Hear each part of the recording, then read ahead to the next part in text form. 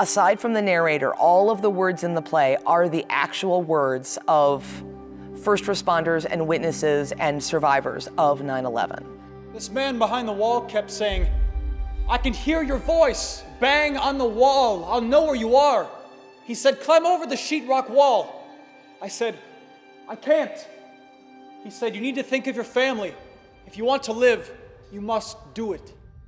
We take the audience through the day, beginning 5:30 a.m., all the way through the end of the day and into the early morning hours of September 12th. As they pulled me out, I asked one of them, "Where is everything?" Because I could see the moon and I could see the smoke, but I couldn't see the buildings. And they said, "It's all gone, kid." It's the first time I cried that evening. It's an important moment in history, and to be able to continue to tell these stories and make sure that people are remembering them or knowing about them. We saw the debris field was all gray and metallic. I turned left and ran toward the debris. We let their words stand as is. We do not change the intent or the context of what they're saying, and that we do remain true to their experience.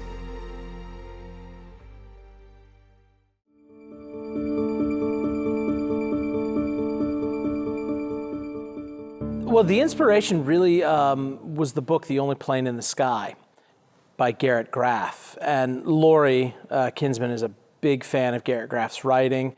She knew the article that he wrote that led to the book before that about September 11th from the perspective of being on Air Force One throughout that day. Back in July of 2019, I saw an article that he was adapting that article into a full book. That was going to have, over 400 oral histories of the day from sort of all around the country, all of the sort of attack sites and first responders and what was going on here and sort of a whole bunch of different perspectives. And to me, that just struck that it was the right kind of opportunity, and maybe there was a play in there. But is this really a project that we can take on? And after a few weeks, I finally got up, and Greg was in the office one day in the summer getting stuff ready for fall classes like I was. And I went over and I knocked on his door and I'm like, "So you want to go down a rabbit hole with me?" And I'm like, "Well, sure, what do you have in mind?" And she explained what she was thinking of creating a class and creating a documentary piece based on firsthand stories and accounts of September 11th from survivors, witnesses, and even including voices of victims in the attacks. And I think she came to me because I've got some experience working with documentary theater. Which are plays based on real events that use the original participants' words in them. The department has produced several of them over the last few years. Greg and I had worked together a bunch, and he's a terrific collaborator. But I knew that I was going to bring sort of a dramaturg and research analyst eye to the project, and he was going to bring a director's eye to the project in working with students. And so it was a really great combination. It didn't take me but all of 5 minutes to say yes and jump on board, because it's a project that immediately sort of spoke to me in terms of something that we can do that helps add to our collective knowledge about the event, particularly our students who more and more we're discovering don't have that firsthand knowledge anymore, most of whom, born after the events of September 11th or very, very young. I was 2.5 years old, and I only have a snapshot, memory of a memory, and the only reason I remember that is because it was such an important historic event.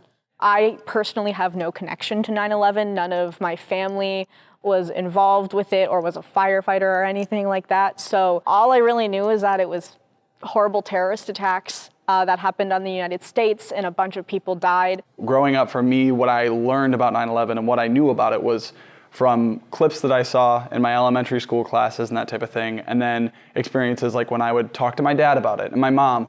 I was lucky to have grown up around military and active people in the community that would educate me a lot on 9/11, but I'm still obviously learning stuff from the show now that I didn't know. So there was an opportunity to have an educational component on two levels.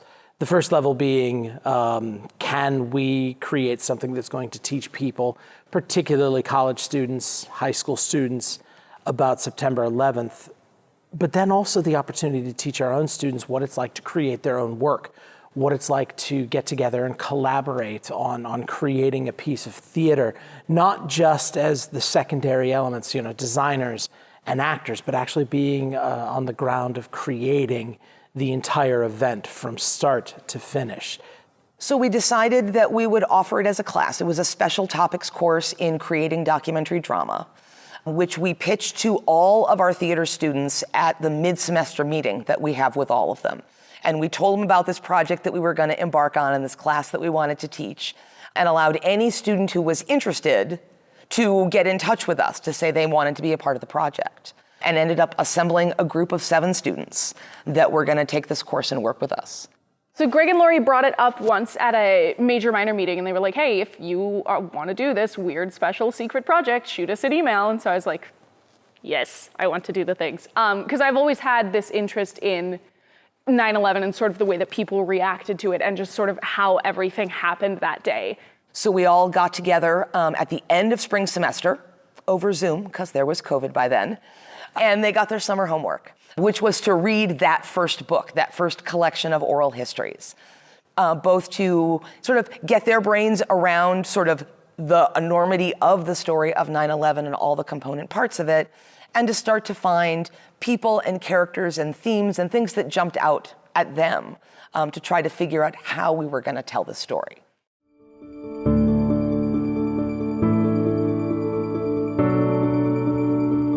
Then we came back in the fall and the class met, and we started sort of looking at things from the book and discussing those ideas and starting to pull things out, identifying places where we wanted to dig in a little deeper, places where Garrett Graff's sources for his book, so other primary sources, might lead us to other people or a fuller version of the interview if we wanted to know more of what a person said in a particular moment.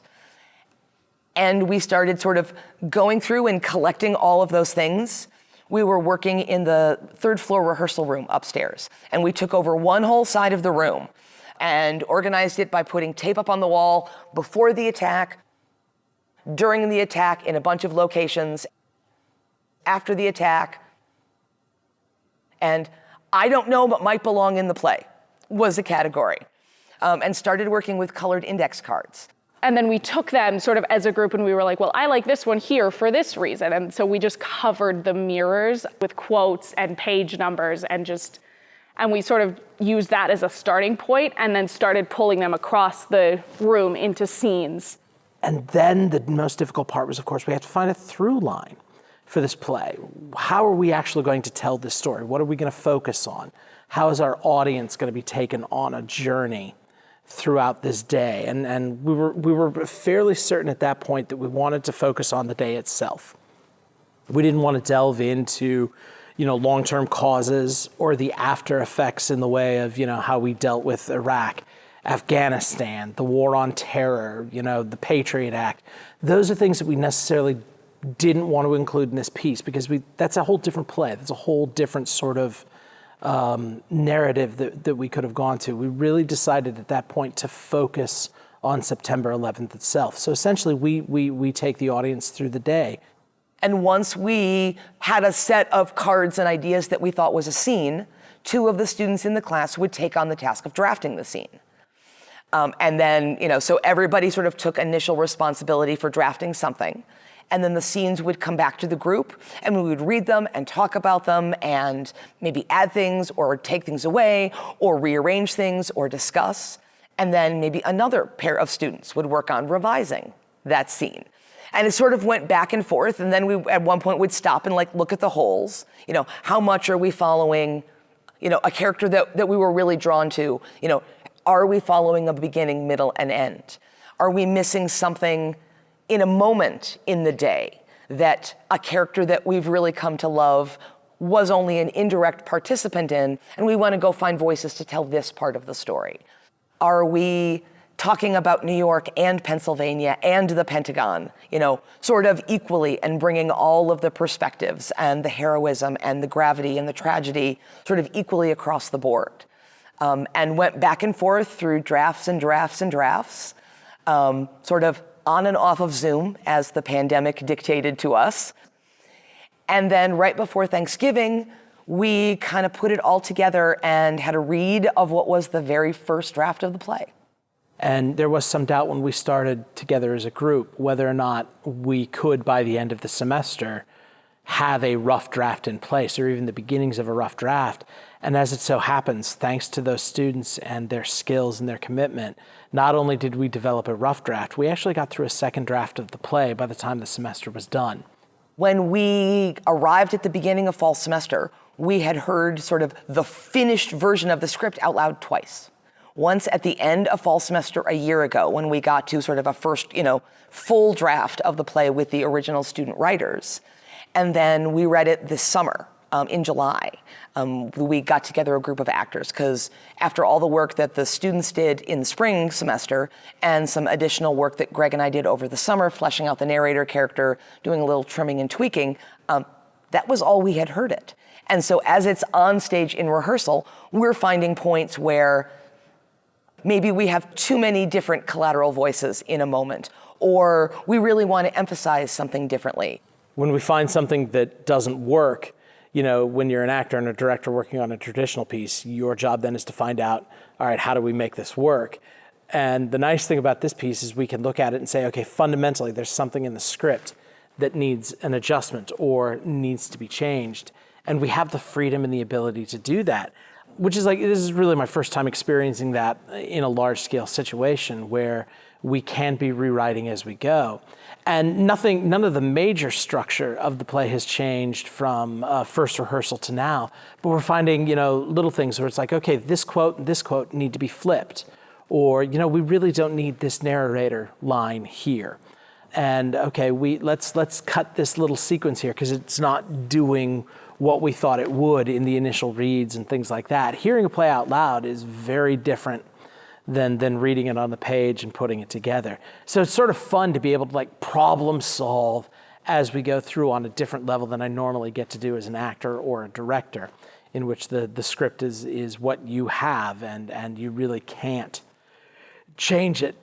And so that's been an interesting process, and we're continually producing new pages of the script, which then have to get to the actors so that as they're memorizing lines, they're memorizing the new changes. They have to get to the designers so that as Mandy is thinking about when and how the lights will change, or Emily is thinking about where she might want to put underscoring, that everybody is up to date on the exact version of the words and the pacing and the timing of how this is going to be. So there's been sort of a little outside of rehearsal project to make sure that our discoveries in the rehearsal room in the evening get documented right away and distributed to everybody so they can keep up with what we're doing.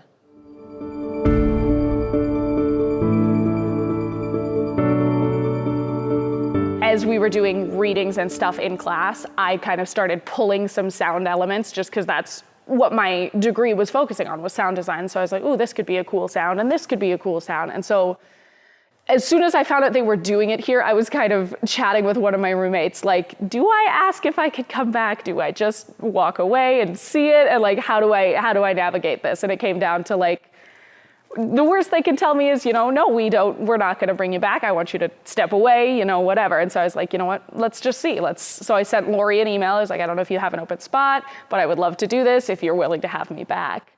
And then we kind of went through the process and I ended up coming back, which has just been incredible. And I'm super glad that I got to do that. So one of the big inspirations for me was one of the speeches that George Bush gives and we use the actual words within the play, talking about the steel reserve of America and how, a steel foundation of our country. And so I started looking at images of steel, like the twisted steel I-beams of the World Trade Center, especially, after the collapse.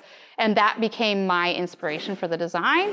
So I used that to think about how we could create platforming levels. And then from there, it just became everybody in on the design, which is so much fun. We were actually at design presentations just a few weeks ago, and I was presenting the design that I'd drawn on Vectorworks to the cast, and Greg, the director, came up to me afterwards and was like, I have a crazy idea. What if we made it rakes? What if, we added more visual tension to it by slanting all the platforms, so they're no longer level, but they're all at angles. I was like, it's not a crazy idea, it's brilliant. And so that's how this entire process has evolved. The chaos of the day, the lack of sense, the lack of understanding is reflected in the actual structures on the set. We have these projection screens, which are very formal, very symmetrical, very evenly placed and well built, in which we project images and colors and pictures on. And then, of course, the platforms that sit in front of them are broken and bent and chaotic. And so we get that feel of starting this day with these two towers and the Pentagon as these sort of monoliths, these edifices that just have a feeling of permanency, of order, of sense. Melinda Murphy, traffic reporter, WPIX-TV, New York. We would fly for the morning show from 7 a.m. to 9 a.m. The sunrise that morning was incredible. We actually commented about how gorgeous the World Trade Center towers looked, reflecting that red sunrise. The crimson, gorgeous reflection like you've never seen ever.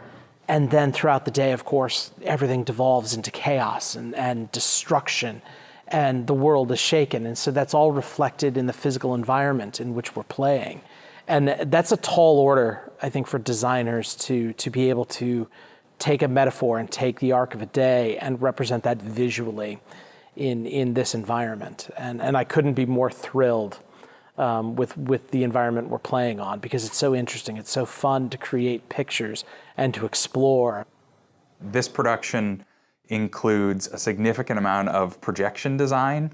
So really the full back wall of the set is a projectable surface, and it's actually multiple projectable surfaces. And that was a decision that was made really early on in the process, that we wanted to be able to show some of the visuals of that day, because those are the iconic things that people remember. So one of the particular challenges is mapping to those various sized elements. It's, at one moment, this part of the set lights up with this particular thing.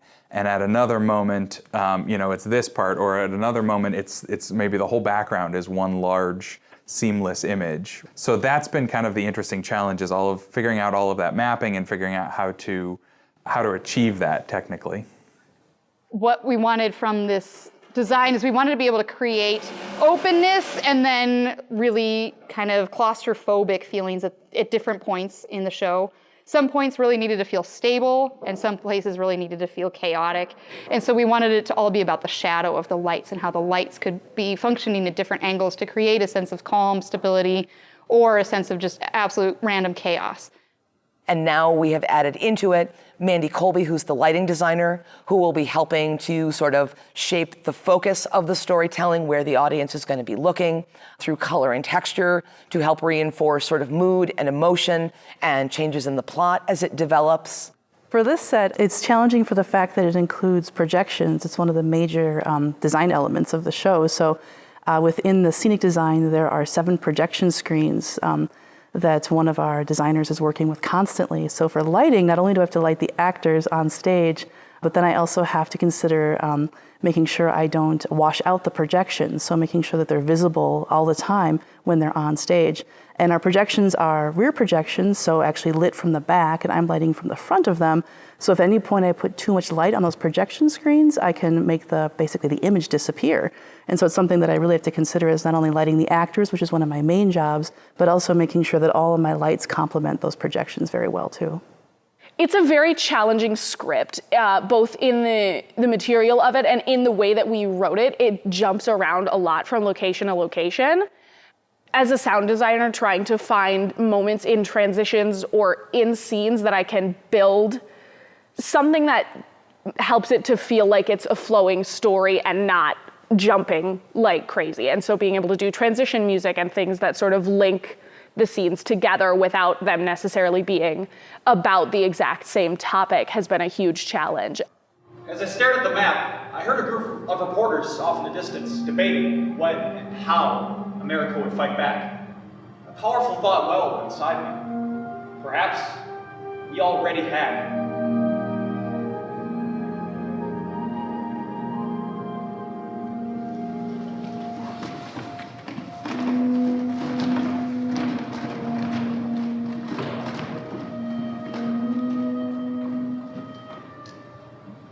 Colonel Mark Tillman, pilot of Air Force One.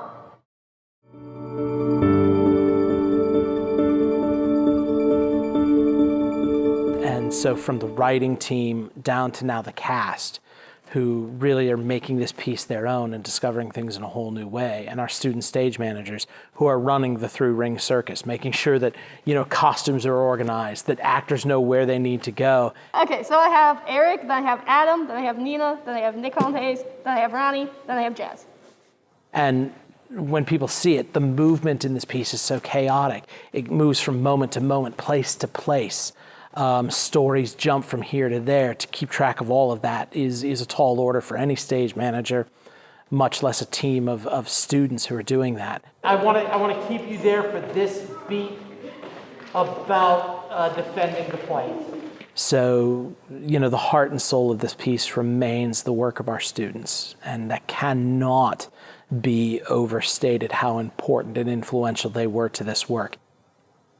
I have done only fictional stories for all of my plays and all the shows I've been in so far. And this documentary drama is really new for me. And it is also my first college production. So it's very exciting for me to finally take a bigger step. I'm familiar with documentary theater, and I've worked behind the scenes on documentary theater before, but this is my first time face-to-face acting out documentary theater.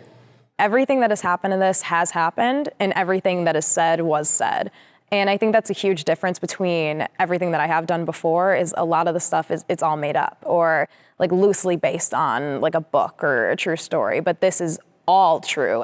I think for me, it's been like a big learning experience unlike any other show that I've been in, because all of the other shows, it's much more, you know, you run your lines, you say what you have to say, versus this one, you're real people. These are real people's experiences with a real event.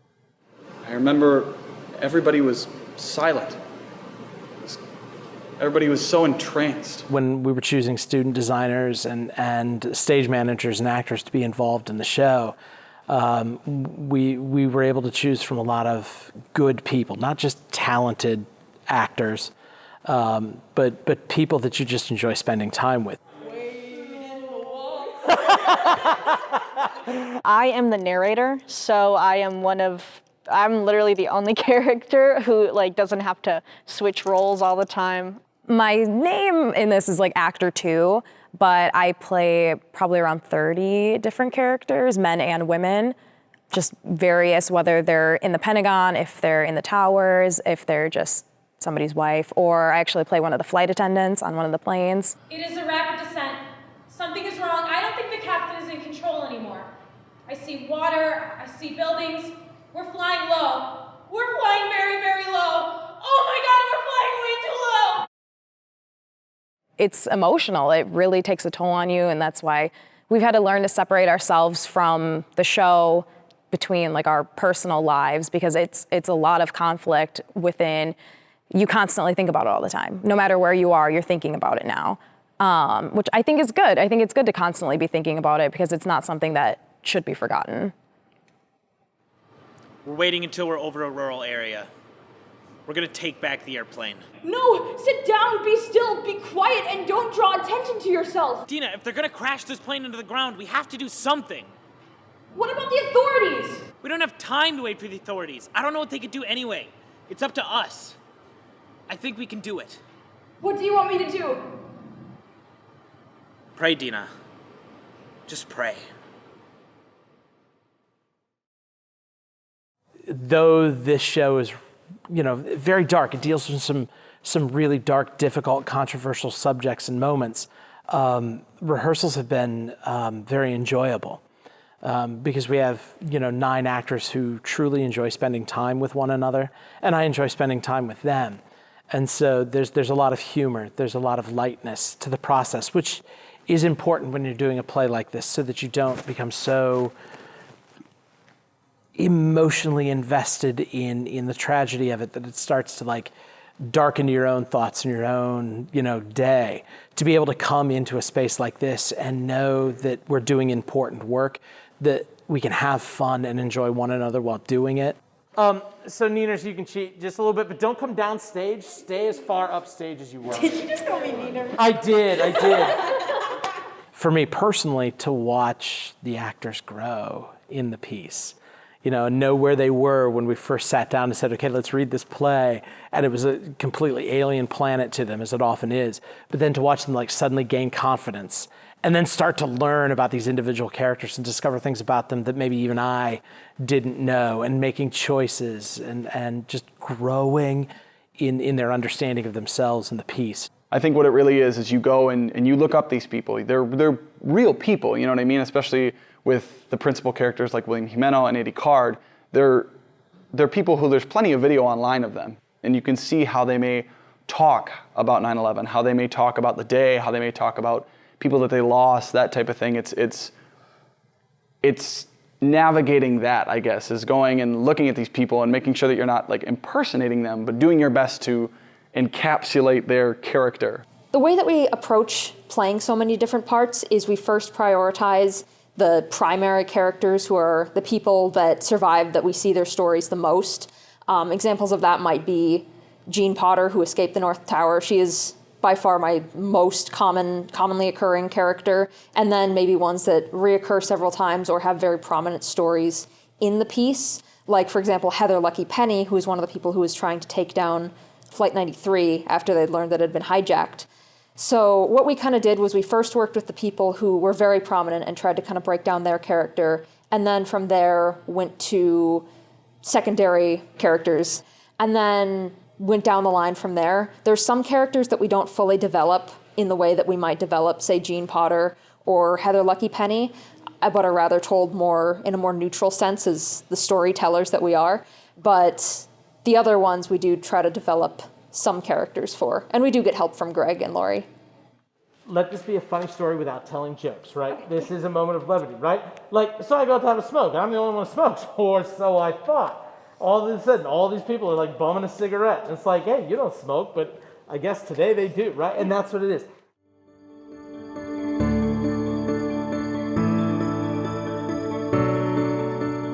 I think the job of a director is to help the actors discover the play, to help the actors discover their characters. And so my job is to be of service to them. And one of the best ways that I can be of service to them is provide that insight and that information where maybe it's lacking. So we need to feel that context coming through here. This can't just be information, right? There's a reason why we're in Florida, because if we don't set that reason up of what we're here, then the turn means nothing when those planes hit, right? Because we have to give us that feel of, we talk about the unexpected at the end of this. In their performance of those moments, there's going to be a deeper connection to it that the audience will never be conscious of, but they will feel that completion of the idea. Greg brings a lot of energy to everything that we do, and a lot of care for the students. And that's, I think, particularly necessary with this piece because they're dealing with heavy stuff on a nightly basis. And so his ability to keep things light and keep the mood up in those rehearsals when they're dealing with difficult things makes him kind of the perfect person to work on a production like this. I love Greg. I think Greg is so fun, and he's such a good educator when it comes to these things. He knows how to explain certain situations. Lay into that cannot a little bit. So it's not, I cannot bring it back, it's, I cannot bring it back into consciousness. Not just that he can't, he's not willing to. Not willing to, as much as anything. Because that memory will break him, okay? That's what needs to happen there, okay? Be looking for that analogy in that moment before that line. I can't even give you an analogy.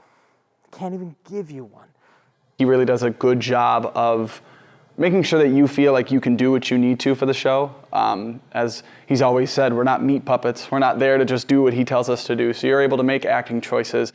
I'm going to be honest, is my favorite director I've ever worked with. I've been working with him actually since when he used to work at La Crosse Community Theater when I was like a middle schooler to high schooler, and he gave me a lot of opportunities there in theater.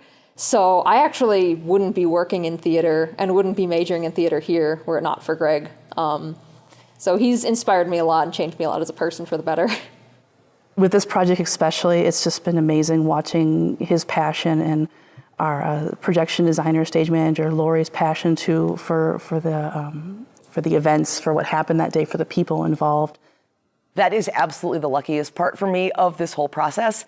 He could have thought I was crazy when I first knocked on his door, or that this was too ambitious or something, but he didn't. He jumped in with both feet and has been a wonderful collaborator and artist and sounding board as we were trying to figure out what this project was and could be, and how to work with students, how to help them bring out their best instincts and ideas in the writing process, how he's working with the actors now to shape those performances. And we bounce ideas off of each other all the time. That's sort of the joy of theater, is collaborating with other people who are passionate about what you do. And when you get a piece like this that inspires a deeper passion, that passion just doesn't come through and like, we gotta be serious about this. There's a passion of just enjoying the work of creating something together.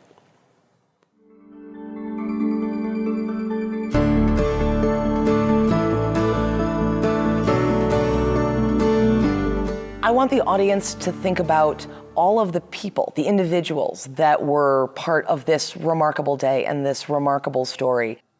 And that's something where when you experienced or learn about 9/11, you might have your own personal story, or you know about the things that physically happened, right? The planes crashing, etc. But to actually hear a story from someone, from their eyes, that's what's powerful. A lot of the times I would see these things on TV and just be like, it's not happening to me, so it's not affecting me. And now that I've stepped into the roles of these people that have died and I've said their last words and I've heard their voices for the last time that they were heard, it definitely makes you more aware of everyone and how precious life is and how in the blink of an eye, everything can change. Right after our original source book came out, I was listening to a podcast interview with the author. And that interviewer had asked him, why did you write an oral history rather than narrative nonfiction? And one of the things that he said was, as time goes on and as new generations become adults, all they know about the day is the little clip that they will see on the news once a year, every year in September. And they'll see the images of the towers falling, and that's it. But you lose track of all of the people that were impacted by this, and all of the people that came to help, and all of the people that, ran down the streets of Manhattan or ran into the Pentagon to help their friends and colleagues. And so that's so much more important and compelling and interesting to document and make sure that we can remember that focusing on that was far more important than any sort of external narrative that existed at the time. And to see that sacrifice, that selflessness, that bravery, and oftentimes in the very simplest of terms. Here, take my hand. You're almost there. Those moments of simple courage and bravery, I think, are so moving, so touching, that I want the audience to understand that. I hope they understand that. I hope they see that, and they take that with them, not just as something that they think about and they feel about this particular day, but knowing that they don't have to wear bunker gear to help save somebody or to be helpful. They don't have to be in a terrorist situation to have an act of bravery, a simple act of kindness, giving someone a bottle of water when they're thirsty, helping a man when he needs help. Doing the small good deed can go a long way towards making the world a better place. Detective David Brink, NYPD. There was one evening, a cold December evening, probably around 6:30 at night, and nobody had gotten down there yet. I was standing there, and it felt like I was the only living soul in the entire Trade Center site. There wasn't a sound at all. All the equipment had come to a stop. There was nobody talking. I was there with all of these people's souls. There were almost 3,000 people waiting to be found, saying, "Please, come and find me.